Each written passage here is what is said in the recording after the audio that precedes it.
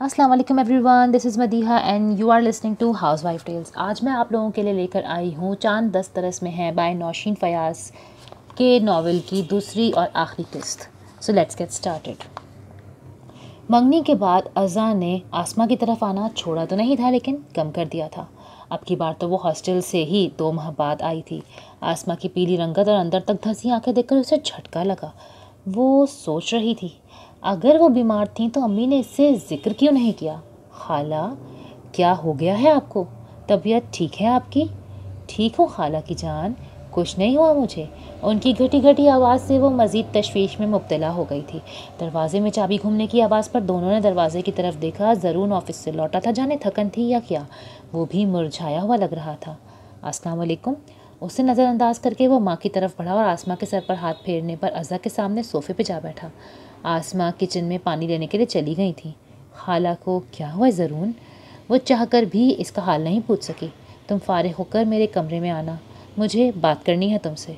कोई कमरे में नहीं जा रहा, यहीं कर लो जो बात करनी है। आसमा पानी लेकर आई थी। अज़ा अगर ज़रून की बात पर हैरान थी तो आसमा के रद्द अमल पर परेशान हो गई। अच्छा ठीक है, खाना ला दें, मैं कपड़े बदल कर आता हूँ। ब्रीफ केस उठाकर एक नज़र उस पर डालकर वो कमरे में चला गया। अज़ा बेटा, खाना खा के जाना, मैं बस रोटी बना कर आती हूँ। खाला के जाने के बाद भी वो बैठी थी। समझ में ही नहीं आ रहा था कि ज़रून के कमरे में जाए या वहीं बैठी रहे। अभी वो सोच ही रही थी कि ज़रून इसी लिबास में उसके सामने आकर बैठ गया जो कुछ देर पहले इसने पहन रखा था। गालबन वो आसमा के सामने बात नहीं करना चाह रहा था। तुम जानती हो, अरसल हमारा सगा भाई है। मामू अब्बास की कोई औलाद नहीं थी तो अम्मी ने उन्हें उसे दे दिया था। क्या? ये सवाल नहीं, रद्द-ए-अमल था। वो कमोबेश 4-5 साल से इनके घर आ जा रही थी और उसे आज पता चल रहा था। हम तो बचपन से ही जानते थे, उससे अब पता चला है और वो गुस्से में घर छोड़कर चला गया है। 1.5 माह होने को आया है, लेकिन इसका कुछ अता पता नहीं वो कहाँ है। उंगलियों में उंगलियां फंसाए वो नज़रें झुकाए बोल रहा था। अज़्ज़ा के हाथ इसके मुंह पर थे। वो नहीं जानती थी कि असल झटका तो उसे अब लगने वाला है। अज़्ज़ा, मैं तो ख़ुद को बहुत झुटला चुका हूँ, अब मज़ीद नहीं झुटला सकता। मेरा वहम भी हो तो मैं पूरी ज़िंदगी इस वहम के साथ नहीं गुजार सकता कि मेरा भाई मेरी बीवी को चाहता था। ये सब बातें इसने इसी वक्त तय कर ली थी जब उस रात अरसल अपनी बात में अज़ा को ले आया था। इसने अरसल से जो भी कहा था उसे गुस्सा दिलाने के लिए कहा था ताकि वो मान जाए, इकरार कर ले, लेकिन वो चला गया था और वो जानता था अरसल को वापस आना ही है, तभी उसके रास्ते आसान कर रहा था। अज़ा के सर पर तो कोई आसमान टूट पड़ा था। मैं तुम्हारी बहुत इज़्ज़त करता हूँ, लेकिन मोहब्बत तुमसे अरसल करता है। जानते बूझते मैं तुम्हें अपनी ज़िंदगी में शामिल नहीं कर सकता। मैं तुमसे शादी नहीं कर सकता अज़ा। पता नहीं कौन सी माएँ होती हैं जिनको औलाद की हरकतों की वजह से दिल के दौरे पड़ते हैं या दिमाग की नसें फट जाती हैं। जाने किस मिट्टी से बनी हूँ मैं, जो इतना हो जाने पर भी जिंदा सलामत चल रही हूँ। रोटी लेकर आती आसमा ने इसका आखिरी फ़िक्रा सुन लिया था। खाना मेज़ पर पटकते वो गुस्से से बोल रही थी। अल्लाह ना करे अम्मी, कैसी बातें कर रही हैं आप? इधर बैठे मेरे पास, मैं बताता हूँ आपको। इसने पकड़कर उन्हें अपने पास सोफ़े पर बिठाया। अज़ा बेटा, इस बात को यहीं दफन करके जाना, घर में किसी से कुछ कहने की ज़रूरत नहीं। अल्लाह ने बुढ़ापे में इस औलाद के हाथों जाने कितना ख्वार होना लिखा है। अम्मी, ऐसा क्यों सोच रही हैं आप? आखिर आपको वो सब क्यों नज़र नहीं आ रहा जो मुझे दिखाई दे रहा है? अरसल अज़ा को पसंद करता है। पहले मुझे भी लगा था मेरा वहम है, राफिया को भी लगता था कि वो अनम में दिलचस्पी ले रहा है। सबको कुछ ना कुछ नज़र आ रहा है सिवाय मेरे। अम्मी, आपने कभी गौर नहीं किया, अनम के साथ इसकी बेतकल्लुफ़ी दरअसल इन दोनों के बचपने की शोखी थी। वो हमारे सामने भी इसके साथ ऐसे ही हंसी मजाक करता रहता था। अगर उसके दिल में चोर होता था वो कुछ तो लिहाज करता हमारे घर में। दानिस्ता बात छोड़कर अधूरी वो आसमा की तरफ देखने लगा जो सचमुच चकरा कर रह गई। अगर ऐसी कोई बात थी तो इसने तुम दोनों की मंगनी की इतनी जल्दी क्यों मचाई? मुझे तो कुछ समझ में ही नहीं आ रहा। एक के बाद एक सोच चली आ रही थी।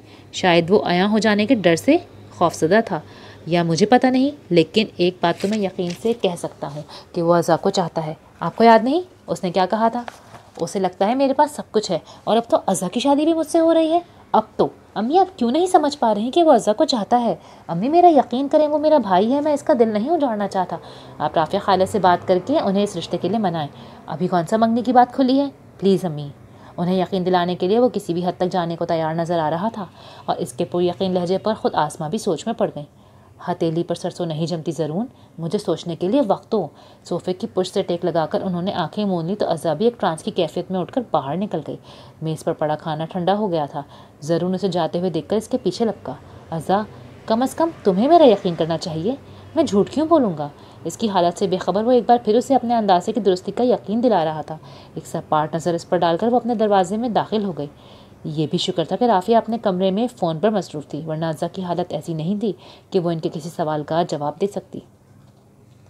یہ ازا کا پری میڈیکل کا پہلا سال تھا، جب تایا ابو نے دادا کا گھر رکھ کر ابو کو ان کا حصہ دے کر الگ کر دیا تھا۔ تب ابو نے ایک چھوٹا سا گھر لے کر باقی کی رقم اپنی بیٹیوں کے نام پر بینک میں جمع کروا دی تھی۔ امی ان دنوں بہت خوش تھیں کہ اسی گلی میں ان کی خالہ زاد بہن کا بھی گھر ہے۔ سالوں بعد ملنے والی کزنس 4 دنوں میں ہی سگی بہنوں سے بھی زیادہ قریب ہو گئی تھیں۔ جب تک ان کے سامان کی ترتیب نہیں لگ گئی، رافعہ کے نانا کرنے کے باوجود آسمہ روزانہ 3 وقت کا کھانا بنا کے لے آتی، اور جب کام ختم ہوا تو اگلے ہی روز گھر میں دعوت کر دی۔ ازا کالج تو جا رہی تھی، لیکن شام میں فی الحال فارغ تھی، کیونکہ جس کوچنگ میں وہ جا رہی تھی وہاں سے یہ کافی دور پڑتا تھا، جس کی وجہ سے اسے وہاں چھوڑنا پڑ گیا، اور اب تک نئی کوچنگ اس نے شروع نہیں کی تھی۔ دعوت اگرچہ دوپہر کی تھی، لیکن کالج سے دیر سے لوٹنے کی وجہ سے شام ڈھلے ان کی طرف پہنچے تھے لوگ۔ کھانے ان کے ساتھ کھا کر خالہ کے تینوں بچے اپنے اپنے کوچنگ سینٹر چلے گئے۔ امی اور خالہ اپنی باتوں میں مگن ہو گئیں۔ ابو عباس انکل کے ساتھ ٹی وی کے سامنے بیٹھ گئے اور سیاست پر تبصرے شروع ہو گئے۔ ہبا فون پر گیم کھیلنے لگ گئے اور جی بھر کے بوریت محسوس کر رہی تھی وہ۔ دفتن آسمہ کا دھیان اس کی طرف گیا۔ بیٹا آپ جا کر گھر دیکھ لو۔ وہاں سے اٹھنے پر اس نے شکر ادا کیا۔ مہمان کھیلنے سے وہ کافی اکتا گئی تھی۔ اس نے تو بچپن میں بھی کبھی ایسا کوئی کھیل ہی نہیں کھیلا تھا۔ سارا گھر گھوم پھر کر دیکھنے کے بجائے وہ سیڑھیوں پہ جا بیٹھی۔ یہاں سے باہر سڑک کا منظر واضح دکھائی دے رہا تھا۔ اپنے دھیان میں بیٹھی وہ اس وقت حواس میں لوٹی جب اس نے ایک لڑکے کو 2 سیڑھیاں پھلانگتے اپنے اوپر آتے دیکھا۔ ٹی شرٹ کی آدھی آستین سے جھانکتی بازوؤں کی مچھلیاں پھڑک رہی تھیں، بالوں میں لگا سیاہ چشمہ جس کے نیچے کشادہ پیشانی، شرارت اور ذہانت سے بھرپور چمکتی آنکھیں، اور آنکھوں کے نیچے مغرور کھڑی ناک۔ ہونٹ کچھ گنگنا رہے تھے۔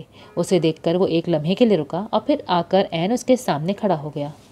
نظر لگا رہی ہو کیا؟ اس کا دماغ بھگ سے اڑا تھا۔ ہاں تو تم کون سا میری گرل فرینڈ ہو جو آنکھوں ہی آنکھوں میں میری بلائی لوگی؟ ازا کو آج سے پہلے اپنی لغت کے اتنا مختصر ہونے کا کبھی احساس نہیں ہوا تھا۔ اسے جواب دینے کے لیے الفاظ ہی نہیں مل رہے تھے۔ ایک ترکی مصنفہ ہے الف شفق، اس کی بڑی مشہور کتاب ہے 40 چراغ عشق کے، پڑھی ہے؟ اس کا اثر نو خود سے نفی میں سر ہل گیا۔ گڈ، میں نے بھی نہیں پڑھی، ورنہ تمہیں امپریس کرنے کے لیے مجھے خود سے جھوٹ گھڑنے پڑتے۔ وہ بڑے مزے سے کہہ رہا تھا اور ازا پھٹی پھٹی آنکھوں سے اسے دیکھ رہی تھی۔ وہ لڑکیاں پڑھتی ہیں نا بہت کتابیں، تو میں نے سوچا شاید تم بھی۔ وہ زینے چڑھ کر وہ اس کے برابر آ بیٹھا۔ ویسے 40 میں سے 2 چراغ تمہاری آنکھیں ہو گئیں، باقی کے 38 چراغ مصنفہ نے جانے کیا سوچ کر لکھ ڈالے ہیں۔ مجھے تو اس کے کردار پر شبہ ہونے لگا ہے۔ یہاں آ کر ازا اپنا صبر کھو بیٹھی تھی۔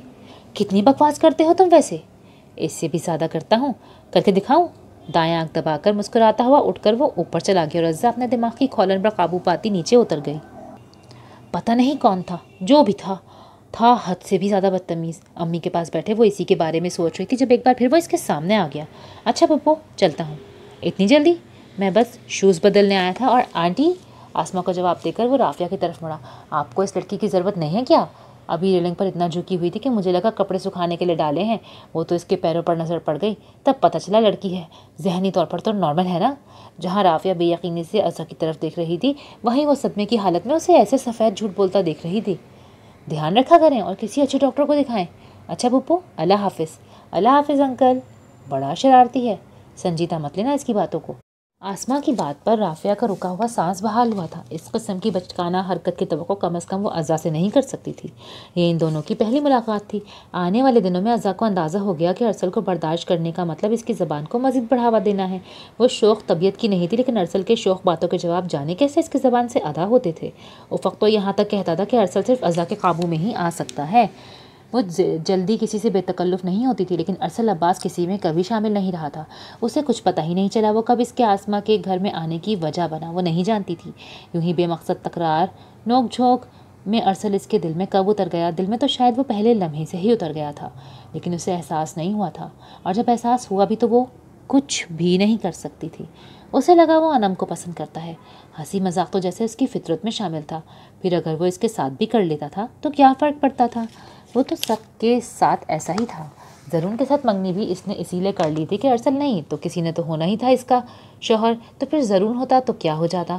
اب زرون اس سے کہہ رہا تھا کہ ارسل عباس اس کا طلبگار ہے، وہ ارسل عباس اس کی خواہش رکھتا ہے، ایک خواب جو آنکھوں نے دیکھنے کی جسارت بھی نہیں کی۔ وہ حاصل ہوا چاہتا ہے۔ محبوب کی محبت، اس کی آنکھوں میں یہ خواب سجانے والا زرون تھا تو راستے ہموار کرنے والا بھی وہی تھا۔ اگلی شام آفس سے آ کر وہ رافعہ کے پاس آ گیا۔ رافعہ حیران بیٹھی تھی۔ وہ جانتی تھی کہ آسماں نے ارسل بھاوچ کو دیا ہوا ہے۔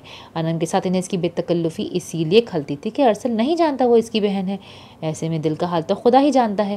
اپنے طور پر وہ احتیاط ہی کر سکتے تھے جو آسماں کر نہیں پا رہی تھیں۔ اس کے علاوہ انہیں ارسل کے ساتھ کوئی ذاتی عناد نہیں تھا۔ مضبوط ڈیل ڈول کا حامل ارسل شخصیت اور کردار کا بھی مضبوط ہی تھا۔ پھر تعلیم بھی اس نے اچھے اور مہنگے اداروں سے حاصل کی تھی۔ اس کا پہننا اوڑھنا، بات چیت کا سلیقہ، ہر بات آسماں کے دوسرے بچوں سے منفرد تھی۔ زرون نوکری کر رہا تھا جبکہ ارسل تو عباس علی کے کاروبار کا وارث تھا۔ ہر بات میں وہ زرون سے بہتر ہی تھا۔ ہر لحاظ سے وہ ایک بہترین چوائس تھا۔ اس کے باوجود محض زرون کے کہنے پر وہ پرانا رشتہ ختم کر کے نئے کی نوید نہیں سنا سکتی تھی۔ ہاں، مگر جب زرون نے ارسل اور عزہ دونوں کی ایک دوسرے کے لیے پسندیدگی کا بتایا تو وہ کچھ نہ کہہ سکیں۔ ضرور ان کے پاس آیا ہی اس لیے تھا کہ بیٹیوں کے معاملات ماؤں سے بہتر کون سمجھ سکتا ہے۔ عزہ سے پوچھنے پر اس کی خاموشی نے ضرور کی کہی انکہی ہر بات کی تصدیق کر دی۔ اب ان کے پاس مان لینے کے سوا کوئی چارہ نہیں تھا۔ آسماں عباس تو پہلے ہی مان چکے تھے۔ شاید جانے انجانے میں ان کے ساتھ کی گئی زیادتی کا مداوع کرنے کے سوچ کار فرما تھی کہ کسی کو بھی اس نئے رشتے سے اعتراض نہیں تھا۔ زینب کے درد کا احساس کرتے وہ سب اس کے پاس گجرانوالہ گئے تھے۔ ان کے ساتھ عزہ بھی تھی۔ وہیں ضرور نے زینب کو بھی ہمنوا بنا لیا۔ اس شام انہوں نے ارسل کے جانے کا غم نہیں منایا تھا بلکہ زینب کے ساتھ ایک نئی امید کی ڈور تھمائی تھی۔ وہاں نہ صرف ارسل اور عزہ کا رشتہ پکا کیا گیا تھا بلکہ ان کی شادی کے دن بھی طے کر لیے گئے تھے۔ ارسل جب بھی آتا اس کے فوراً بعد شادی کے دن رکھنے تھے۔ اس روز عزہ اس جنت میں تھی جس کا اسے مکین ہونا تھا۔ ارسل کے کمرے میں اس نے کافی وقت گزارا۔ وہیں اس نے اپنی وہ شرٹ دیکھی جو اس نے چند گھنٹوں کے لیے پہنی تھی۔ سب سے الگ وہ شرٹ شاید اس کے امتیاز کی خاطر رکھی گئی تھی۔ وہاں ایک حاجت نہ گلدان سرخ گلابوں سے سجا کر گویا اپنا وجود محبت سے بھر کر اس کمرے میں چھوڑ آئی تھی۔ وہ آتے ہوئے زینب سے وہ ارسل کی شرٹ لانا نہیں بھولی تھی۔ چاروں گھروں کے مکین اس کے خیر و عافیت سے جلد گھر آنے کے لیے دعا گو تھے۔ جانے وہ کہاں تھا؟ اس دن آسماں کے گھر سے نکل جانے کے بعد اسے نہیں پتا تھا وہ کہاں جائے گا اور کیا کرے گا۔ خون زیادہ بہہ جانے کی وجہ سے اس کا سر بھی چکرا رہا تھا۔ اس کے باوجود وہ نامعلوم منزل کی تلاش میں چلتا ہی چلا جا رہا تھا، یہاں تک کہ جب اعصاب نے جواب دے دیا تو وہ فٹ پاتھ پر ہی گر گیا۔ اس کے بعد جب آنکھ کھلی تو اس نے خود کو سرکاری ہسپتال کے بستر پر پایا۔ آن ڈیوٹی ڈاکٹر نے اسے بتایا کہ 3 لڑکے اسے یہاں چھوڑ کر چلے گئے، کہ وہ انہیں سڑک پر بے ہوش ملا تھا۔ پاس کوئی شناختی کارڈ، فون یا پرس، والیٹ وغیرہ کچھ نہیں تھا، اسی لیے وہ لوگ یہی سمجھ رہے تھے کہ وہ اسٹریٹ کرائم کا شکار ہو گیا ہے۔ اس نے بھی تردید کرنا ضروری نہیں سمجھا۔ شام میں ان 3 لڑکوں میں سے ایک اسے دیکھنے آیا تھا۔ رافع کریم دراز قد، خوش شکل اور خوش اخلاق نوجوان تھا۔ ارسل کا حال چال پوچھنے کے بعد وہ حسب توقع سے پچھلی رات کی واردات کے بارے میں پوچھنے لگا۔ ارسل کے پاس کہنے کو کچھ تھا ہی نہیں، اس لیے وہ چپ رہا۔ وہ اس سے گھر والوں کے بارے میں پوچھتا رہا اور جواب میں فقط ایک خاموشی۔ ذہین بندہ تھا، سمجھ گیا کہ وہ بات ہی نہیں کرنا چاہ رہا، اسی لیے دوبارہ اس نے ایسا کچھ نہیں پوچھا جس کا تعلق براہ راست اس کی ذات سے ہو۔ کیا کسی لڑکی کے لیے ناراض ہو کر نکلے ہو؟ ہلکی پھلکی چند باتیں کرنے کے بعد وہ جانے کے لیے اٹھا تو اس نے یوں ہی پوچھ لیا۔ اس کے ہونٹوں پر بڑی پیاری مسکراہٹ تھی جسے دیکھ کر ارسل عباس ایک لمحے کے لیے سب کچھ بھول کر مسکرا اٹھا۔ جواب پھر خاموشی۔ کسی چیز کی ضرورت ہو تو بلا جھجک کہنا۔ دوبارہ آنے کی یقین دہانی کروا کر وہ چلا گیا اور حسب وعدہ اگلے روز جب وہ آیا تو اس کے ساتھ ایک اور لڑکا تھا، اسد مرزا۔ سانولا رنگ اور رافع کریم کے سامنے دب طاقت، ورنہ عام حالات میں اس کا قد اتنا چھوٹا بھی محسوس نہیں ہوتا ہوگا۔ رافع اسے شاید پہلے سے منع کر چکا تھا جو اسد نے اس سے کسی قسم کا سوال نہیں کیا۔ وہ دونوں اپنی ہی باتیں کرتے اسے ہنساتے رہے۔ ان کے ہوتے ہوئے ارسل کو کوئی تکلیف دہ یاد نہیں ستا رہی تھی۔ معمولی سی کپڑوں میں بھی وہ دونوں کتنے خوش نصیب اور خوش تھے۔ کاش میں بھی ان جیسا ہوتا۔ یہ ان کی محبت ہی تھی کہ ہسپتال سے ڈسچارج کر کے ارسل کو ان کے ساتھ جانا پڑا۔ وہ 3 تھے جو مختلف شہروں سے اور مختلف مقاصد سے اس کرائے کے ایک کمرے میں اکٹھے تھے۔ مشترکہ ان کے سب حالات ایک جیسے تھے۔ گھر میں جوان بہنیں یا بوڑھے بیمار ماں باپ جن کے علاج کے لیے پیسے چاہیے تھے۔ ایک کو اچھے مستقبل کی امید لیے بہت سا پڑھنا تھا اور ایک کو اپنی بیوی اور 4 بچوں کے لیے ذاتی گھر کی ضرورت نے بے گھر کر دیا تھا۔ چوکور ڈبے نما کمرے میں 3-4 چارپائیاں ایسے بچھی ہوئی تھی کہ ان کے درمیان خالی جگہ جمع کا نشان بناتی ہوئی محسوس ہوتی تھی، جبکہ چوتھی سمت میں کمرے کا دروازہ تھا۔ ارسل کو مہمانوں جیسی عزت دیتے اسد مرزا نے اپنا بستر پیش کر دیا اور خود دروازے کے ساتھ زمین پر اس طرح بستر لگایا کہ آدھا بستر ساتھ بچھی چارپائی کے نیچے گھسا ہوا تھا۔ ارسل ان لوگوں کو تنگ نہیں کرنا چاہتا تھا، لیکن وہ اگر یہاں سے نکلتا بھی تو جاتا کہاں؟ یہی وجہ تھی کہ نہ چاہتے ہوئے بھی وہ انہیں تنگ کرنے پر مجبور تھا۔ ان میں سے 2 علی الصبح اپنے اپنے کام کے لیے نکل کھڑے ہوئے تو ارسل کرائے کے اس کمرے میں اسد مرزا کے ساتھ تنہا رہ گیا۔ اسد ہی تھا جس کے کہنے پر باقی دونوں نے ارسل کے ساتھ نیکی کا خطرہ مول لیا تھا۔ فاروق نے تو سب کے سامنے اس کی اچھی کلاس لے ڈالی تھی۔ وہ تینوں ہی اچھے تھے، لیکن وقت اچھا نہیں تھا۔ آج کل کے دور میں کی گئی معمولی سی نیکی کب چاند کا وبال بن جائے کون جانتا ہے۔ یہی وجہ تھی کہ وہ سب ڈرے ہوئے تھے۔ یہاں لانے پر تو اسد کے علاوہ کوئی راضی بھی نہیں تھا۔ اسد قدرے نرم دل واقع ہوا تھا۔ شکل سے پڑھا لکھا اور سلجھی طبیعت کا نظر آنے والا ارسل اپنے پہناوے سے بھی کسی عام گھر کا نہیں لگتا تھا۔ جانے کیا حالات ہیں جو اس نے راضی و برضا دربدری قبول کر لی تھی۔ اسد ہر صورت میں اس کی مدد کرنا چاہتا تھا۔ اسپتال میں اس سے مل کر بات کر کے رافق کچھ اس کا ہمنوا ہو گیا تھا۔ یہی وجہ تھی کہ آج ارسل ان کے ساتھ تھا۔ فروخت کسی صورت اس پر اعتبار کرنے کا قائل نہیں تھا۔ متاع و مال تو ان کے پاس تھا نہیں، البتہ وہ ارسل کی وجہ سے کسی مصیبت میں گرفتار ہونا نہیں چاہتے تھے۔ وہ نہیں جانتے تھے کہ چپ چاپ ان سب کے چہرے تکنے والا دہشت گرد ہے یا کوئی نشہ فروش یا پھر کسی اور جرم میں ملوث جرائم عادی مجرم۔ ایک طرح سے اسد اس کی پہرے داری کے لیے گھر میں رکا تھا۔ صرف اسی دن نہیں، آنے والے کئی دن اسد رافع بدل کر اس کی رکھوالی کرتے تھے، یہاں تک کہ 1 ماہ سے زیادہ گزر جانے پر مطمئن ہو کہ وہ ایک بار پھر اپنے روزمرہ کے کاموں میں مشغول ہو گئے۔ اس کی بے ضرر طبیعت کو دیکھتے ہوئے فروخت بھی اب اس کے ساتھ نارمل برتاؤ کرنے لگا تھا، البتہ اب بھی کبھی کسی وجہ سے دل بھرا ہوتا تو وہ ارسل کو بے نقب سنانے سے چونکتا نہیں تھا۔ ہر شے اپنی جگہ، لیکن اسے اس پر کیا جانے والا خرچ بہت کھلتا تھا۔ ارسل سارا دن کمرے میں ایک قیدی کی طرح بیٹھا رہتا۔ ڈسون کیے جانے کا دکھ آج بھی جان پر کسی عذاب سے کم نہیں تھا۔ وہ ہمیشہ بہن بھائیوں کے پیار کے لیے ترسا تھا۔ ہمیشہ وہ ابا سے پوچھتا، ابا میرے بہن بھائی کیوں نہیں ہیں؟ اور ابا اس کا ماتھا چوم لیتے اور کہتے، تو میرا شیر ببر بیٹا ہے نا، اور شیر جنگل کا راجا ہوتا ہے، راجا ہمیشہ اکیلا ہی رہتا ہے۔ زینب کے ماں ہونے پر اسے کبھی شک نہیں ہوا، لیکن دل کہتا تھا جیسے باقی بچوں کی مائیں لپٹا کر پیار کرتی ہیں زینب کیوں نہیں کرتی، بلکہ پیار ہی کیا جیسے وہ ڈانٹتی مارتی ہیں۔ زینب بالکل بھی ایسے نہیں کرتی۔ وہ لاکھ کپڑے گندے کرتا زینب نے کبھی اف تک نہیں کیا تھا۔ پتہ نہیں تھا کہ وہ پتھر کی مورت کیوں ہے، اس کے جذبات میں ہلچل کیوں نہیں ہے۔ وہ ممتا کے نور سے بے روح عورت تھی، کیسے اس کے دل کی دھڑکن بنتا وہ؟ اسی لیے وہ ان سب سے دور ہو گیا تھا۔ اس نے خود کو نوکر بنا لیا تھا، وہ ان کے سب کام کرتا تھا۔ وہ تینوں چلے جاتے تو کمرے کا پھیلاوا سمیٹتا رہتا، ان کے چھوٹے موٹے کام کر دیتا، جس کی وجہ سے اب وہ سب صبح کی بھاگ دوڑ سے تھوڑا پرسکون ہو گئے تھے۔ ارسل سوچ بھی نہیں سکتا تھا کہ ایک دن وہ کسی کے اترے کپڑے پہنے گا، باہر کی دنیا سے خوفزدہ ہو کر ناتا توڑ بیٹھے گا۔ اس نے تو سوچا تھا کہ زندگی درخت کی شاخ سے بندھے جھولے کی طرح مست و خرام جھومتی گزر جائے گی، لیکن زندگی کی یہی تو خاصیت ہے کہ اس کا کوئی رنگ مستقل نہیں رہتا، یہ ہمیشہ تغیر پذیر رہتی ہے۔ اب بھی یہی ہوا تھا، زندگی نے ایک بار پھر رنگ بدلا تھا۔ اسد مرزا کے والد جو کافی وقت سے بیمار تھے، رات کے وقت بیت الخلا جانے کے لیے اٹھتے ہوئے گر پڑے۔ خبر ملتے ہی اسد سب کام چھوڑ چھاڑ کر واپس چلا گیا۔ کچھ بڑھتی عمر کا تقاضا تھا اور کچھ سر اور ٹانگ پر چوٹ بھی ایسی آئی تھی کہ ان کے پیروں پر کھڑے ہونے کی امید بھی نہیں کی جا سکتی تھی۔ ایسی حالت میں انہوں نے اسد کے کندھوں پر اپنا خواہش کا بوجھ ڈال دیا تھا۔ یہ بار اٹھائے سب کی توقع کے خلاف وہ تیسرے دن واپس آ گیا۔ گھر والوں کو بہت ہمت سے حوصلہ دے کر ان کے پاس آ کر وہ بہت ٹوٹ کے رویا تھا۔ ابو اپنی زندگی میں اپنی دونوں بیٹیوں کو اپنے گھر کا کرنا چاہتے ہیں، ان کا علاج، گھر کے اخراجات، میری پڑھائی، اور اب میں کیسے کروں گا سب؟ اپنی اپنی جگہ وہ سب مجبور تھے۔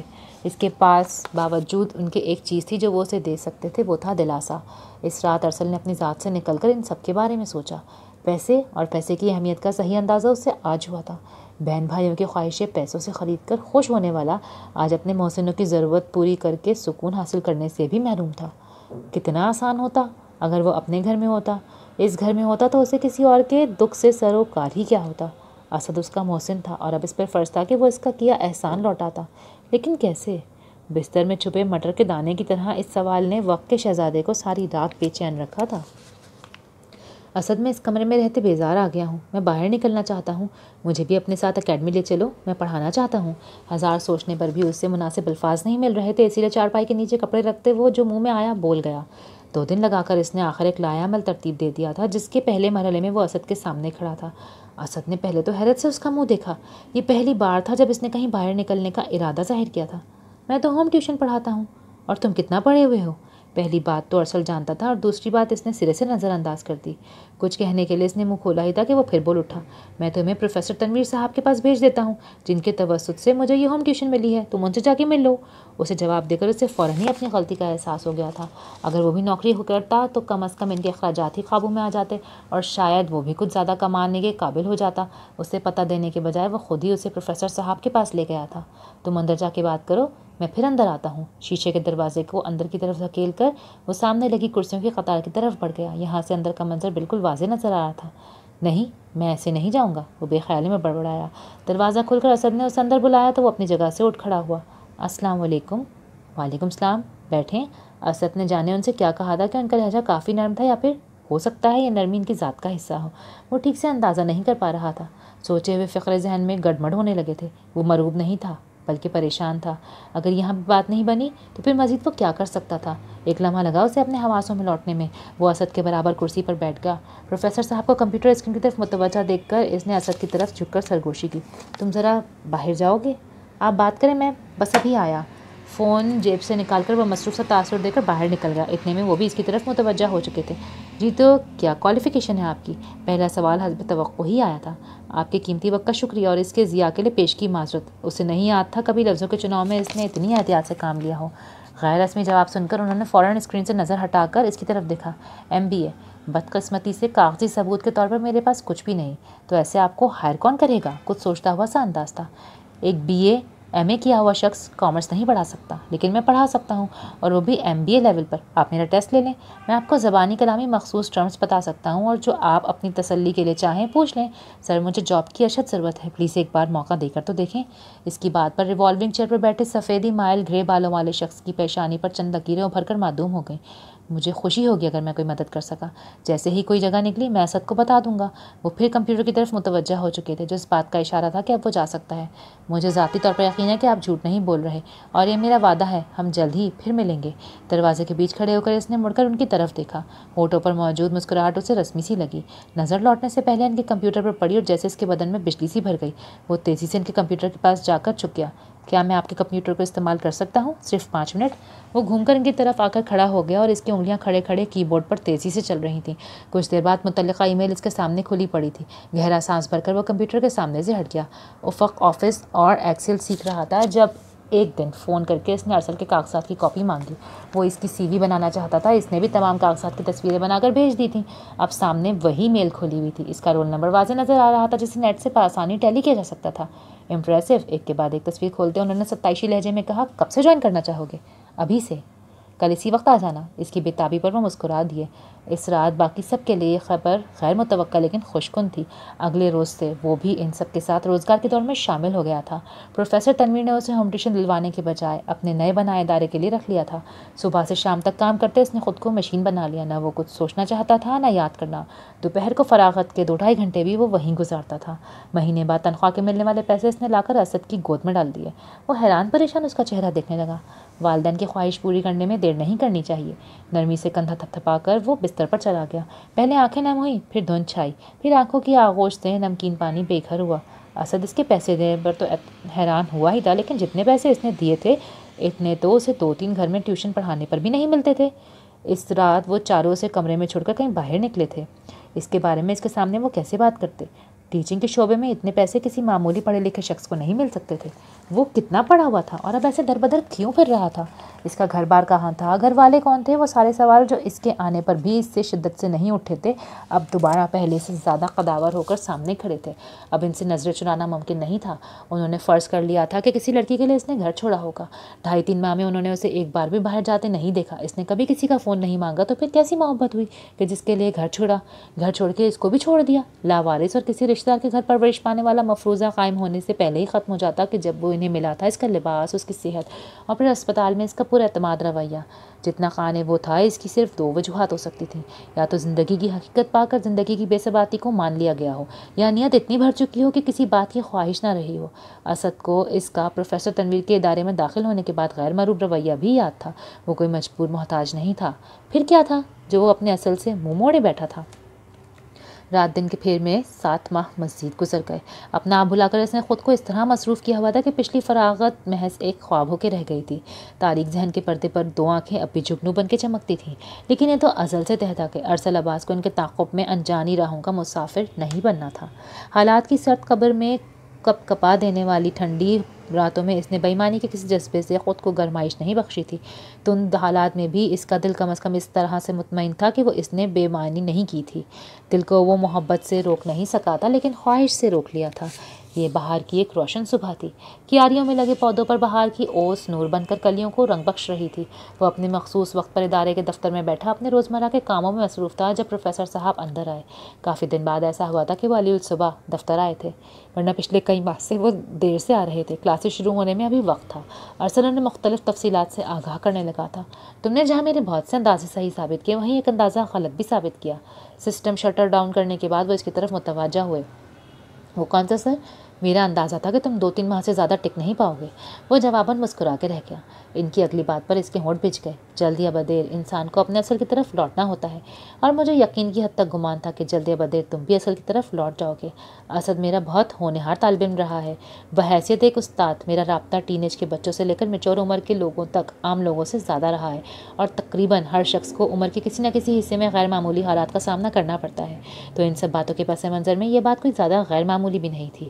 اس وقت تک جب تک میں اس لڑکے سے نہیں مل لیا، داخلی دروازے سے آفس کے اندر آنے تک، میں یہ بات دعوے سے کہہ سکتا تھا کہ یہ لڑکا حالات کا مارا ہوا عام لڑکا نہیں تھا۔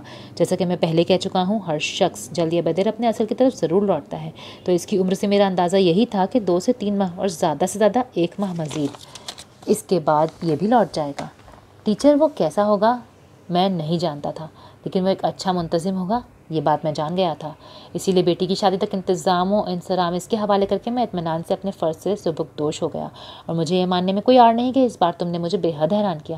8 ماہ میں اپنے بارے میں ایک لفظ نہیں کہا، کسی بات میں رشتہ لانے کا حوالہ نہیں دیا۔ ارسل عباس مجھے ایسا نہیں لگا تھا۔ ان کی بات ختم کر کے پھر اس نے سر جھکاوا نہیں اٹھایا تھا۔ چپ کے قفل اتنے بھاری تھے کہ چند فکروں کا مزید بوجھ اٹھانے کے متحمل نہیں ہو سکے، اور زمین بوس ہو گئے۔ اپنی کہانی کے بارے میں کبھی کوئی شخص غیر جانبدار نہیں ہو سکتا۔ اس کے باوجود بڑی حد تک اس نے غیر جانبداری سے سارا معاملہ کھول دیا۔ میں نے بتایا نا، میرا واسطہ روزمرہ کی بنیادوں پر بہت سے غیر معمولی حالات و واقعات سے پڑتا رہتا ہے۔ تو ان میں سے بہت سے واقعات ہیں جن میں ماں باپ جذبات میں آ کر کسی بہن بھائی کی گود میں اپنی اولاد ڈال دیتے ہیں، اور اس کے بعد ایک سے ایک نئی کہانی جنم لیتی ہے۔ کبھی فاسٹر پیرنٹس کے گھر سے گزر جانے کے بعد اس کی اولاد کو ان کے اصل والدین کی طرف لوٹا دیا گیا، اور انہوں نے یہ کہہ کر رخ پھیر لیا کہ جو دے دیا سو دے دیا۔ کبھی اصل والدین کے پاس وراثت میں حصہ لینے بھیج دیا گیا، وغیرہ وغیرہ۔ تمہارا معاملہ اپنی نوعیت کا منفرد معاملہ ہے، جس میں 2 جوڑے ایک اولاد کو اپنی اپنی جگہ سگا سمجھتے ہیں، محبت لوٹاتے ہیں۔ ہر شخص کا محبت کرنے کا انداز مختلف ہوتا ہے۔ ایسے ہی ماں باپ بھی اپنی اپنی جگہ مختلف انداز سے پیار جتاتے ہیں۔ کچھ اپنی محرومیوں کے مد نظر بچوں کی سہولت میں تول لیا کرتے ہیں، اور کچھ کم سہولیات اور زیادہ وقت دے کر پیار کا اظہار کرتے ہیں۔ ان کی نظر میں زینب اور عباس گھوم گئے، شاید ہی اپنا شاہانہ بیڈ روم بھی جس میں اس کا قیام محض رات کو ہوتا تھا۔ تو ثابت ہوا سب ماں باپ اپنی اولاد سے پیار کرتے ہیں۔ اب تم یہ سوچو کہ تمہارے ساتھ غلط کیا ہوا۔ تمہیں دوہرا پیار ملا، اور آسائش کے ساتھ آسانیاں بھی۔ اپنے بہن بھائیوں کی طرف دیکھو تو تمہیں اندازہ ہوگا کہ تمہارے پاس بہت کچھ ایسا ہوگا جو ان لوگوں کے پاس نہیں تھا۔ جس طرح ہر ماہ وہ فون بدلتا تھا، اس پر اس نے افق کو رشک سے پاگل ہوتے دیکھا تھا، اور جس طرح علی عباس کا کاروبار تھا، اس نے کئی مرتبہ ضرور ان کو حسرت بھری کیفیت میں مبتلا دیکھا تھا۔ تو تم ہر صورت 1 پوزیشن میں ہو۔ پھر خود ساختہ ناراضگی کیسی؟ ٹھیک ہے، انہوں نے اپنی مرضی سے قسمت لکھنے کی کوشش کی، لیکن یہ بھی تو سوچو، جب تک اوپر والا نہ چاہے کیا ہو سکتا ہے؟ لکھنے والے نے سب ایسا ہی لکھا تھا، اور اس میں تمہارا کوئی نقصان ہوا بھی نہیں ہے۔ سپہر ڈھل رہی تھی، شام کی کلاسز کے طالب علم آنا شروع ہو چکے تھے۔ اگر آپ خود غرض نہ سمجھیں تو میں اب جانا چاہوں گا۔ باہر بڑے گملوں میں ہوا سے لہراتے پتوں پر نظریں جماتے اس نے کہا، اگر اب بھی نہیں جاؤ گے تو مجھے پتھر دل لگو گے، اور ویسے بھی جس جگہ نہ تم سے پہلے کوئی آیا تھا اور نہ تمہارے جانے کے بعد کوئی آئے گا، اس جگہ کے لیے ایسی جگہ کی فکر کرنا جہاں تم سے پہلے کوئی تھا اور تمہارے بعد کوئی اور ہوگا، نری حماقت ہے۔ انہوں نے اس کی مشکل مزید آسان کر دی۔ جاتے جاتے اپنا حساب بے باک کر جانا، وہ آپ اسد کے ساتھ کر لیجیے گا، انشاءاللہ بہت جلد آ کر ملوں گا۔ کہاں جاؤ گے اب؟ اپنے گھر۔ وہ جانتا تھا اسے کہاں جانا ہے، مزید تاخیر کی گنجائش نہیں تھی۔ پہلے ہی وہ بہت دیر کر چکا تھا، اس لیے فوراً وہاں سے نکل آیا۔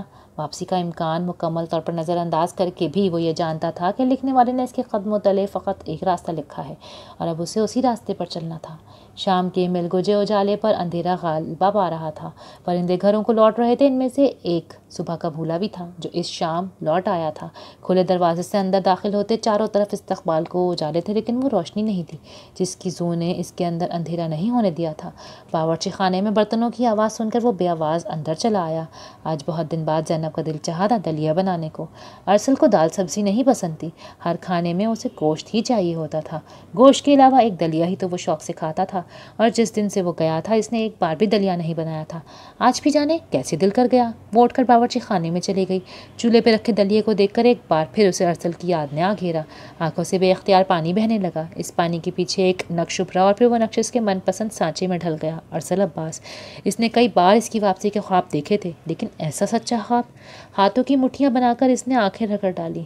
اب کی بار تصویر کے رنگ بکھرے نہیں تھے، وہ وہیں کھڑا تھا، وہ واپس آ گیا تھا۔ میرا بچہ، میرا شہزادہ، میرا ارسل، اسے سینے میں چھپا کر وہ اس کا منہ چومتی روتی جاتی تھی۔ خود اس کی بھی آنکھیں اشک بار تھیں، صحرا سے جیسے کسی نخلستان میں آ گیا تھا۔ دلیا ابل ابل کر چورا خراب کر چکا تھا، لیکن دھیان کسے تھا؟ ایک چور نگاہ اس نے عقب میں ڈالی، وہاں کوئی نہیں تھا، نہ آسمان، نہ عباس، نہ کوئی اور۔ وہ اکیلا آیا تھا، وہ جہاں کہیں بھی تھا وہاں سے زینب کے پاس آیا تھا۔ ارسل عباس اپنی مرضی سے اسے ملا تھا۔ ایک پیاسی ممتا کا دل خوشی سے بھر گیا تھا۔ زینب کی ممتا پہ سے شک تو پہلے ہی ختم ہو چکا تھا، لیکن اب ایسا والہانہ استقبال، اس پر اس کی ایسی حالت، وہ اتنی کمزور ہو گئی تھی کہ ہڈیوں کا ڈھانچہ ہی لگ رہی تھی۔ ارسل کو خود پر افسوس ہوا۔ اوہو، میرا بچہ اتنے دن بعد گھر آیا ہے، میں رونا بچانا بیٹھ گئی ہوں۔ کتنا کمزور ہو گیا ہے، کھانا ٹھیک سے نہیں کھاتا رہا نا؟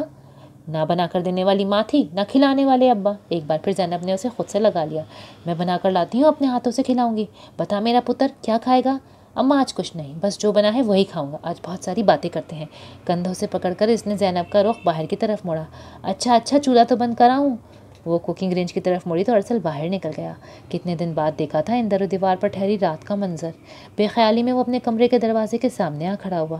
زینب چولہا بند کر کے باہر آئی تو اپنے دھیان میں آتے عباس علی پر نظر پڑی۔ فرتے جوش میں وہ اسے آواز دے بیٹھی، ارسل کے ابا؟ عباس علی نے چونک کر اس کی طرف دیکھا۔ اس کی آواز میں خوشی کی چہک اور جوش کی وہ لرزش تھی کہ وہ نظر انداز نہیں کر سکے۔ لفظوں پر تو انہوں نے دھیان ہی نہیں دیا۔ جس دن سے ارسل گیا تھا اس نے کبھی ارسل کے ابا کہہ کر نہیں پکارا تھا۔ عباس علی کو اس سوچ میں گم دیکھ کر وہ آگے بڑھی اور ہاتھ سے پکڑ کر اندر کھینچا۔ اتنی دیر میں اس کی آواز سن کر ارسل بھی باہر آ گیا۔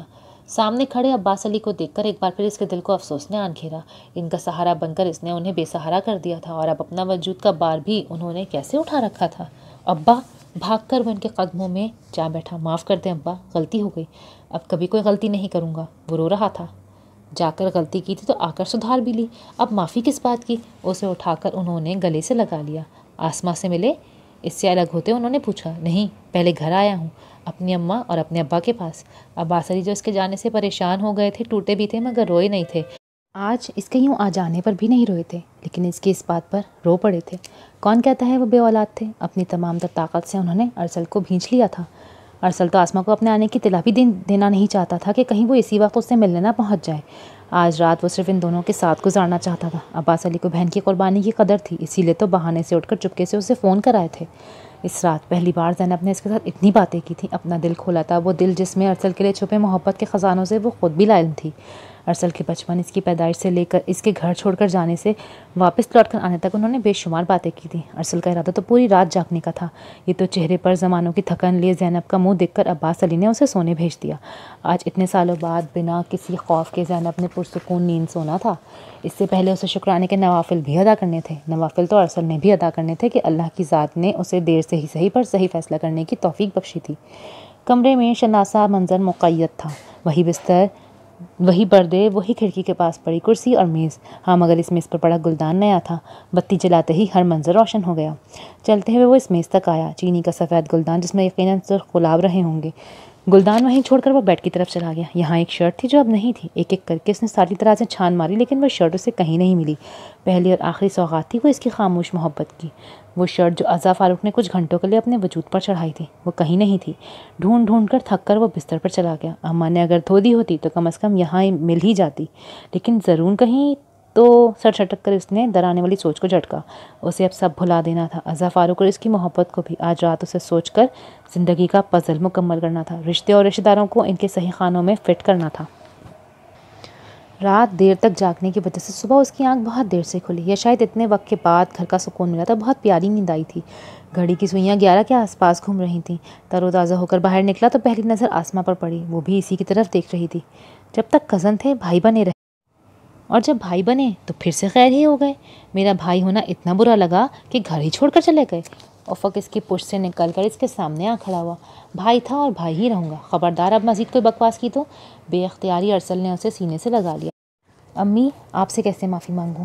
آپ کا بیٹا زندگی کی جماعت میں بڑا پیچھے ہے، ہر بات دیر سے سمجھتا ہے۔ آپ سب کی محبت سمجھنے میں بہت دیر لگ گئی مجھے۔ رات جب عباس علی نے اس کے آنے کی اطلاع دی تو اس کے خیر سے لوٹ آنے پر وہ بہت خوش ضرور ہوئی تھی، لیکن دل میں کانٹا سے چپ گیا تھا۔ ارسل ان کا بیٹا تھا اور جانتا بھی تھا، پھر بھی وہ ان کے پاس نہیں آیا، انہیں فون نہیں کیا۔ اس نے آج سچ میں غیر ہو کر دکھایا تھا۔ ان کی ممتا پر یہ بات چابک کی طرح لگی تھی، جس کے درد سے وہ ساری رات عباس سے بھی منہ چھپا کر روتی رہی تھی۔ ایک بات انہوں نے گزری رات میں سیکھی تھی کہ اب انہیں اپنے بیٹے سے فاصلہ رکھ کے ملنا ہوگا، اور اب اس کی امی پکارنے پر وہ ایک بار پھر سے ٹوٹی تھیں۔ اپنے بیٹے کو اس نے کتنا غلط سمجھ لیا تھا۔ سالوں پہلے ان کے کیے گئے فیصلے کو مان کر وہ گویا ان کا مان بڑھا رہا تھا۔ بری طرح روتے وہ اس کو خود سے لپٹائے کھڑی تھیں۔ باورچی خانے سے اپنے لیے روٹی لے کر نکلتی انم کی اس پر نظر پڑی، بھاگتی ہوئی اس تک آئی۔ بہت برے بھائی ہو سچی، جانتے بھی ہو میرا بھائی بس ایک ہی ہے، پھر بھی چھوڑ کر چلے گئے۔ کہنے کو 3 بھائیوں کی اکلوتی بہن ہوں، لیکن اہمیت ایک ٹین ڈبے جتنی بھی نہیں۔ اس کے پہلو سے لگی گلے شکوے کرتی وہ ارسل کو اتنی ہی پیاری لگ رہی تھی کہ اس پیارے رشتے پر قربان ہونے کو جی چاہتا تھا۔ انسان پیدائش سے ہی ناشکرا رہا ہے، اسے ہمیشہ بہن بھائیوں کی خواہش رہی تھی کہ کسی قیمت پر اس کے بھی ایسے پیارے بہن بھائیوں اور رشتے ہوں جیسے یہ ہیں، اور جب دینے والے نے اسے نوازا تو وہ ناشکری کرتا گھر ہی چھوڑ کر چلا گیا۔ میری بہن ہو کر بھی اہمیت نہ ہونے کا گلا۔ اچھا بتاؤ، آئس کریم کھلاؤں یا اچھا سا کھانا؟ مجھے معافی کس طرح ملے گی؟ اتنے سستے میں جان نہیں چھوٹے گی اب۔ آپ کی شادی کی ساری خیراداری آپ کی جیب سے۔ مارے گئے، افق چیخا۔ ٹھیک ہے، اب تو اماں لڑکے کی ماں بن کر گھر گھر لڑکی دیکھنے جائیں گی، پھر کوئی ایک فائنل ہوگی، پھر وہ لڑکی کے بہتر مستقبل کے لیے لوگ سوچ بچار کریں گے، پھر اگر میں انہیں پسند آ گیا تو بات آگے بڑھے گی، منگنی ہوگی جو 6 مہینے یا سال تو چلے گی، اس کے بعد شادی ہوگی۔ بہت وقت پڑا ہے، کہیں کمیٹی ڈال لیتا ہوں، سنجیدہ لہجے میں کہتا ہوا آسماں اور عباس کے ساتھ ہی بیٹھ گیا۔ جی نہیں، اب ایسا بھی نہیں ہے، پھپھو نے تو کب کی لڑکی پسند بھی کر لی۔ واقعی؟ خوشگوار سی حیرت نے اسے آن گھیرا۔ اور کیا، اتنی پیاری لڑکی ہے، آپ اس سے مل بھی چکے ہیں؟ انم کی بات پر وہ حیران ہوا، قریب بیٹھے سبھی ان کی نوک جھونک سے لطف اندوز ہو رہے تھے۔ وہ کون ہے؟ کیوں بتاؤں؟ خود اندازہ لگائیں۔ نہ بتاؤ، شادی تو میری ہی ہے، ابھی سوچنے سمجھنے کا وقت نہیں دیا تو عین وقت پہ مکر جاؤں گا، گھر چھوڑ جاؤں گا، پھر واپس بھی نہیں آؤں گا۔ اس کی دھمکی کا اثر انم پہ کچھ ہوا تھا کہ نہیں؟ زینب تڑپ کر رہ گئی تھی۔ نہ میرا بیٹا کیوں جائے گا؟ لڑکی نہ پسند آئی تو میں خود انکار کر دوں گی، مگر وہ ایسی ہے کہ انکار کرنے کی نوبت ہی نہیں آئے گی۔ لوگ چاند سورج کی جوڑی کہیں گے، ہے نا بھابھی؟ اماں کی بات پر وہ واقعتاً تجسس کا شکار ہوا تھا۔ ہاں بالکل، ہماری عزا بھی تو ارسل کے جوڑ کی ہی ہے۔ آسمان نے گویا اس کے سماعتوں پر بم پھوڑا تھا۔ وہ بے اختیار اٹھ کر کھڑا ہو گیا، اس کی آنکھوں میں بے یقینی کا عکس واضح نظر آ رہا تھا۔ آپ نے اس دن کی زرون کی بکواس پر اعتبار کیسے کر لیا؟ اس کے دل میں پہلا خیال جو آیا وہ اس دن کی بات کا تھا جب وہ گھر چھوڑ کر گیا تھا۔ وہ جب بولا تو اس کی آواز کسی چنگھاڑ کے مشابہ تھی۔ ایک بار تو اپنی اپنی جگہ سب ہل کر رہ گئے۔ زرون ابھی باہر سے آیا ہی تھا جب ارسل دکھائی دیا، اور وہ بھی اس غصے میں۔ اس نے اتنے شدید رد عمل کا سوچا ہی نہیں تھا۔ ارسل اس نے وضاحت چاہی۔ بس ایک لفظ بھی کہا تو ہر رشتہ بھلا کر یہاں سے اٹھا کے باہر پھینک دوں گا میں۔ ہاں تو پھینکنا، منع کس نے کیا ہے؟ جو تجھے لگتا ہے وہ سب ٹھیک ہے، ہم سب یہاں پاگل بیٹھے ہیں کیا؟ زینب کے منع کرتے بھی زرون اس کے سامنے آ کے کھڑا ہو گیا۔ مجھے نہیں پتا اس کے دماغ میں یہ خناس کیسے سمایا، لیکن آپ سب اپنے ذہن میں ایسا ہر خیال خود خرچ دیں، کیونکہ اپنی زندگی میں تو ارسل عباس یہ سب برداشت نہیں کرے گا۔ طائرانہ نظر ان سب پر ڈال کر سرد لہجے میں کہتا وہ اپنے کمرے کی طرف واپس چلا گیا۔ میں اس سے بات کرتا ہوں۔ ضرور اس کے پیچھے لپکنے کو تھا جب کندھے پر ہاتھ رکھ کر زینب نے روک دیا۔ میں خود بات کرتی ہوں۔ عباس علی وہاں موجود نہیں تھے، ورنہ اس کے مزاج کے پیش نظر فی الحال کسی کو بھی بات کرنے سے روک دیتے۔ یہاں زینب تھی جس سے اس نے تازہ ممتا کا مان بخشا تھا، وہ اس کے پیچھے ہی کمرے میں داخل ہوئی۔ اماں، ضرور نے کیا بکواس کی ہے؟ وہ اس کی منگیتر ہے۔ کچھ نہیں کہا، وہ اس کی منگیتر تھی، اب نہیں ہے۔ گھر کی 4 دیواری میں جو منگنی تمہارے اصرار پر ہوئی تھی، اسی 4 دیواری میں باہمی رضامندی سے ختم ہو گئی، اور یہ کوئی بڑی بات نہیں، رخصتی سے پہلے طلاقیں بھی ہو جاتی ہیں۔ اماں یہ بات نہیں ہے، ضرور نے کچھ کہا ہوگا، اسی نے کچھ کیا ہوگا۔ اس کی سمجھ میں نہیں آ رہا تھا زینب کو کس طرح اپنی بات سمجھا سکے۔ اگر کہا بھی ہے تو اچھا ہی ہے، جانتے ہو وہ لڑکی ایسی اجلی اور موم کی مورت ہے کہ میں چاہ کر بھی ایسی کوئی لڑکی تمہارے لیے ڈھونڈ ہی نہیں سکتی۔ اسے آسما کے گھر دیکھ کر بہت بار دل چاہا، لیکن وہ میرے پینڈو گھر میں بہو بن کر آئے، میں سوچ بھی نہیں سکتی تھی۔ میرا بیٹا تو شہزادہ ہے شہزادہ، لیکن میں اتنے بڑے گھر میں رہ کر بھی ٹپکتی چھت والے ناکارہ سامان سے بھرے کمرے سے نہیں نکل سکی۔ پر جس دن اس نے میرے گھر میں قدم رکھا اس دن میں نے جان لیا ناممکن کچھ نہیں ہوتا۔ زینب کی بات پر اس نے چونک کر سر اٹھایا۔ وہ یہاں آئی تھی؟ ہاں آئی تھی۔ اب یہ مت پوچھنا کیوں، کچھ راز بھی ہوتے ہیں، ہر بات بتانے والی تھوڑی ہوتی ہے۔ بس اب چپ کر کے بیٹھا رہے، مجھے اپنے ارمان پورے کرنے ہیں اور اس بار میں کسی کی نہیں سنوں گی۔ بڑے مان سے کہتے اس کے سر پر پیار سے ہاتھ پھیر کر وہ اٹھ کر کمرے سے باہر چلی گئی، لیکن ارسل عباس تو اس کے آنے کا سن کر الجھ گیا۔ وہ خود سے الجھتے الجھتے تھک گیا تھا۔ ایسا جانے کیا سوچتی ہوگی، کیا سمجھتی ہوگی، ضرور ان کے الزامات پر اس کا اور رافعہ کا کیا رد عمل رہا ہوگا، اور سب سے اہم بات جانے وہ اس کے رشتے کے لیے راضی ہوئی ہوگی یا نہیں۔ اسے ایک بار ان سب غلط فہمیوں کو دور کرنا تھا، لیکن زینب بھی اتنی محبت سے اپنا فیصلہ سنا کر جا چکی تھی کہ اسے اپنے ہاتھ پشت سے بندھے محسوس ہو رہے تھے۔ جو بھی تھا وضع کو اس کی مرضی کے بغیر کسی دباؤ کے تحت اپنا نہیں سکتا تھا۔ اسے کچھ کرنا تھا، کیا کرنا تھا یہ ابھی اس نے طے کرنا تھا۔ یہ کیا ہے؟ وہ فیکٹری کے دفتر میں بیٹھا تھا جب عباس علی نے کچھ کارڈز لا کر اس کے سامنے رکھے۔ تمہاری شادی کے کارڈز ہیں، اور کیا ہے؟ میری شادی؟ کب؟ کیا؟ وہ حیرانی سے اپنے سامنے پڑے میز پر کارڈز دیکھ رہا تھا۔ کیا تمہیں نہیں پتا؟ مجھے تو زینب نے کہا تھا تم سے بات ہو گئی۔ جواباً عباس علی اس کی حیرانی پر حیران ہوئے تھے۔ میری بات ہوئی تو تھی، لیکن اتنی جلدی شادی؟ اس نے جلدی سے بات سنبھالی۔ وہ پہلے ہی ان سب کو اتنا پریشان کر چکا تھا کہ اب مزید پریشان کرنے کا سوچ بھی نہیں سکتا تھا۔ تمہارے لیے جلدی ہے نا، یہاں تو سب پہلے سے سب فائنل تھا کہ جب تم آؤ گے اس کے 1 ماہ کے اندر تمہارے پاؤں میں بیڑیاں ڈال دینی ہے ہمیں۔ کچھ غیر مطمئن سے وہ اسے بغور دیکھ رہے تھے۔ ٹھیک ہے پھر آپ دیکھ لیں کوئی بھی کارڈ جو آپ کو پسند ہو، میں ذرا کام سے جا رہا ہوں۔ کارڈ ان کے آگے سرکا کر چابیاں اٹھاتا وہ اٹھ کر باہر نکل گیا۔ اس کی خاموشی کو رضامندی سمجھ کر گھر میں زور و شور سے شادی کی تیاریاں شروع ہو چکی تھیں۔ وہ خاموش تماشائی بنا ان کو ادھر سے ادھر بھاگتا دیکھ رہا تھا۔ گھر کے افراد اگرچہ وہی تھے، لیکن چونکہ آسما بھی ہر 2-3 دن بعد آ جاتی تھی اور ان کے ساتھ کبھی زرون ہوتا، کبھی افق اور کبھی انم تو لازمی ساتھ ہوتی، اسی لیے گھر میں رونق سی لگی ہوئی تھی۔ جہیز کے لیے علی عباس نے سختی سے منع کر دیا تھا، اسی لیے بری کے ساتھ ساتھ گھریلو استعمال کا سامان، فرنیچر وغیرہ ہر شے زینب اور آسما خوب چاؤ سے خرید رہی تھیں۔ بازاروں کے چکر پہ چکر لگ رہے تھے اور وہ ان کو خاموشی سے دیکھنے کے علاوہ کچھ نہیں کر سکتا تھا۔ دل کی مراد پوری ہونے پر تو اسے جھوم اٹھنا چاہیے تھا، لیکن اس سے تو خوش بھی نہیں ہوا جا رہا تھا۔ ابھی بھی اسے اسی کی فکر تھی۔ وہ خوش نہ ہوئی تو فائدہ اس سب کا۔ جانے سے پہلے اس نے اپنا فون اس قوت سے پھینکا تھا کہ ریزہ ریزہ ہو گیا تھا۔ اسی فون میں عزا کا نمبر تھا، وہ اسے فون بھی نہیں کر سکتا تھا، بلکہ اگر نمبر ہوتا بھی تو شاید وہ فون نہ کرتا۔ ایسی باتیں فون پر کرنے والی کہاں ہوتی ہیں؟ پر وہ اس سے ملتا بھی تو کیسے؟ اس نے تو لاہور کا نام بھی اپنی زبان پر نہ لانے کی قسم کھا رکھی تھی، کجا وہاں جا کر اس سے ملنا۔ اترتی دھوپ کھڑکی کے شیشے پر دستک دیے بنا کمرے میں ڈھیرے ڈالے بیٹھی تھی۔ جوتوں سمیت وہ بستر پر اس طرح دراز تھا کہ گھٹنوں سے نیچے اس کی ٹانگیں زمین پر تھیں۔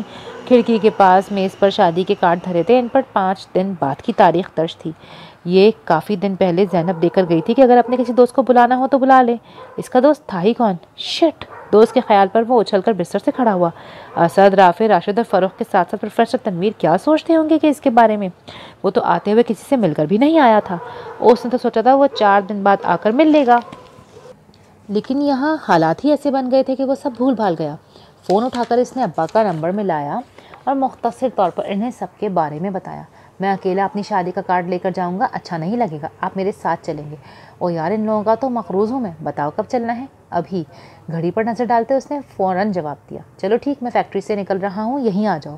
کچھ دیر بعد وہ دونوں لاہور جانے کے لیے تیار کھڑے تھے۔ تم خوش ہو اس شادی سے؟ جو سوال انہیں پہلے پوچھنا چاہیے تھا آج پوچھ رہے تھے۔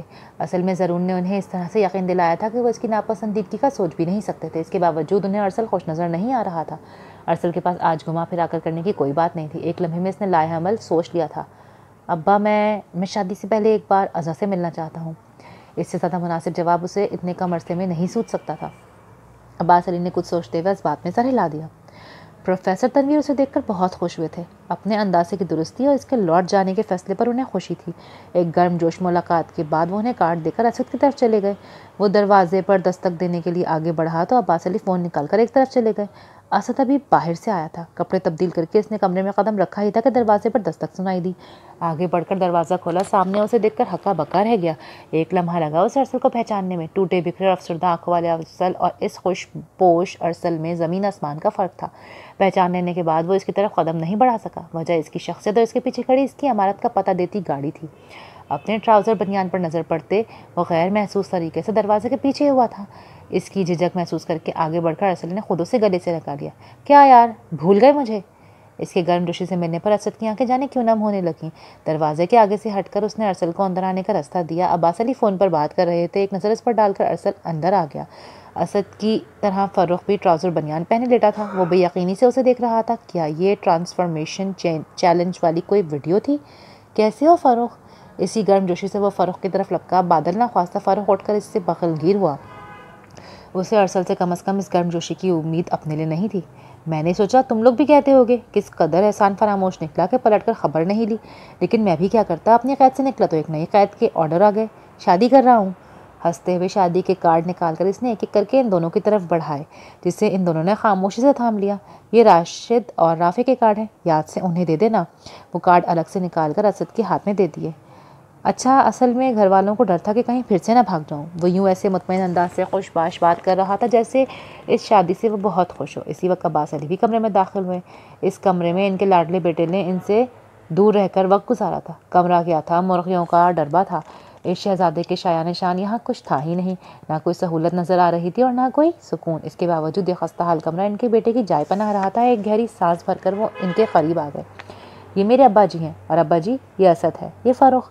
باری باری دونوں نے عباس علی سے مصافحہ کیا۔ اپنی اپنی جگہ دونوں اپنے حلیے پہ شرمندہ تھے۔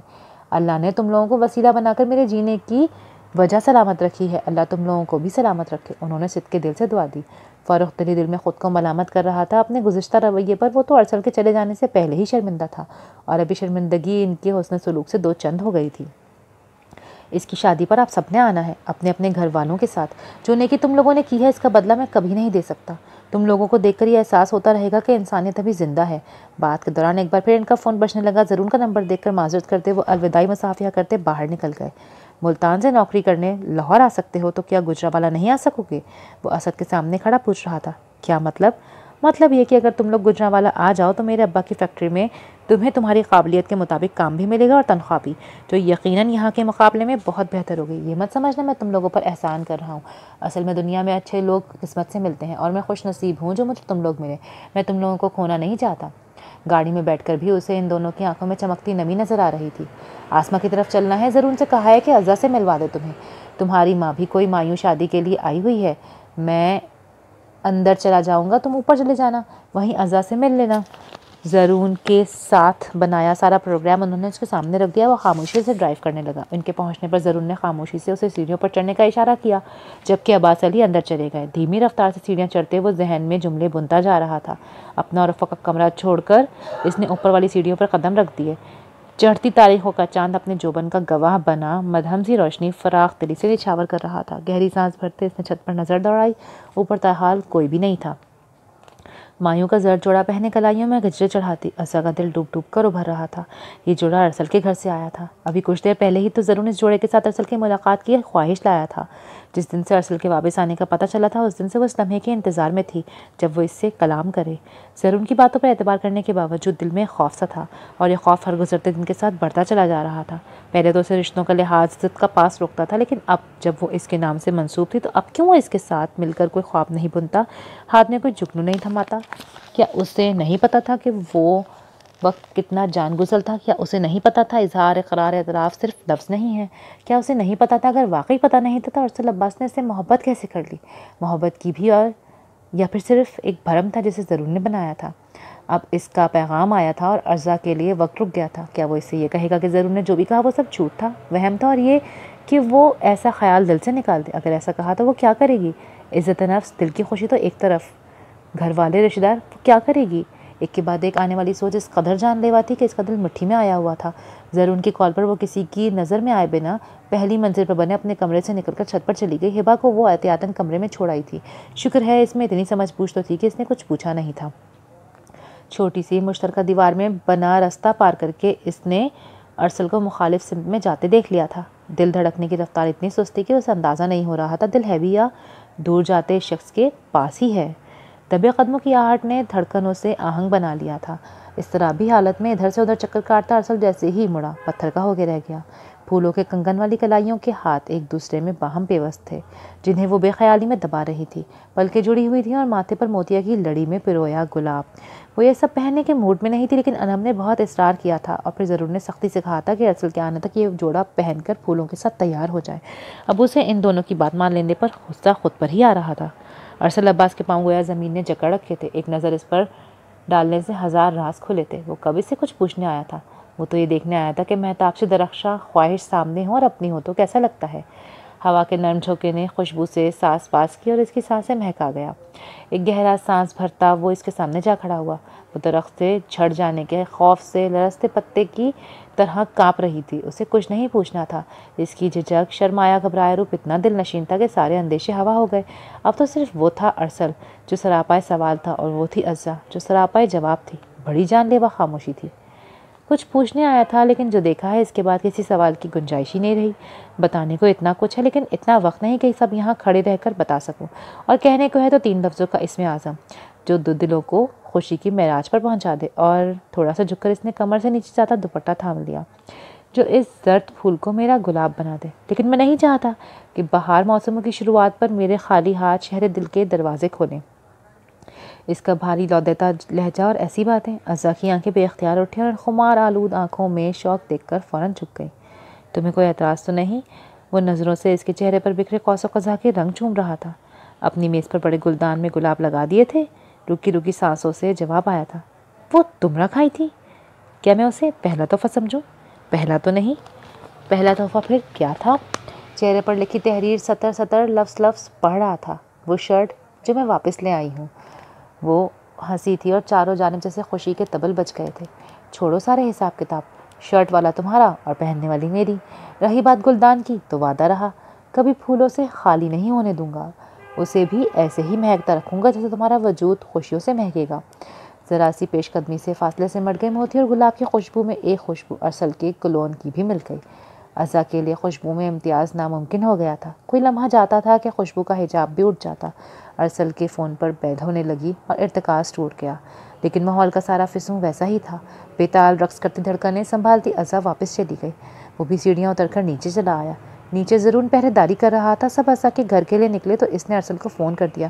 یار یہ احسان ہمیشہ یاد رکھوں گا۔ بھائی نہ سمجھ تو جو مرضی کر۔ اس کے الفاظ میں اس نے اسی کی بات لوٹائی اور اس کے بعد دونوں ہی ہنس دیے۔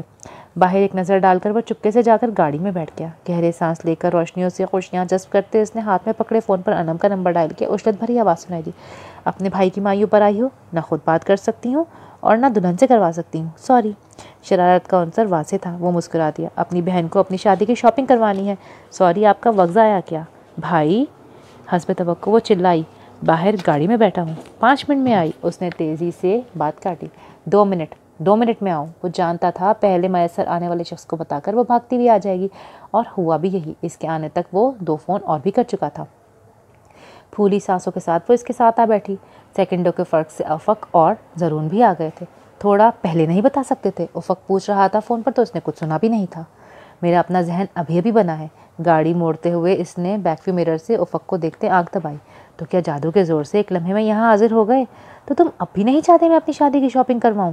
مجھے تو لگا تھا بارات کی صبح تمہیں کوئی ایسا فون آئے گا کہ میں نے تو کچھ بنوایا ہی نہیں، کون سے کپڑے پہن کر آؤں؟ افق کی بات پر وہ سبھی ہنسنے لگے۔ ابھی تو بیٹا تم لوگوں سے بہت کام لینے ہیں۔ ارسل عباس کی شادی ہے، اسے ایسا ہونا ہے کہ دنیا مدتوں یاد رکھے۔ وہ جانتا تھا تیاریوں میں کوئی کمی نہیں چھوڑی ہوگی۔ اس کے باوجود اسے بہت کچھ نئے سرے سے ارینج کروانا تھا، جو ان دونوں کی مدد کے بغیر اتنے کم وقت میں ممکن نہیں تھا۔ غلط، یہ ارسل عباس کی لو میرج ہے اور اسے ایسا ہی ہونا تھا کہ عزا فاروق ہمیشہ یاد رکھے۔ زرون کی بات پر وہ چھینپ گیا تو سب ہنس پڑے۔ خوشیوں کے ڈگر پر زندگی کی گاڑی ایک سپیڈ بریکر کے بعد پھر سے رواں دواں ہو گئی تھی، اور اب کی بار اس سفر میں چاند اس کا ہم سفر تھا۔ ختم شد۔ اگر آپ کو یہ ناول پسند آیا ہے تو do like share and subscribe my channel. ملتے ہیں اگلی کسی نئی ویڈیو کے ساتھ، تب تک کے لیے اللہ حافظ۔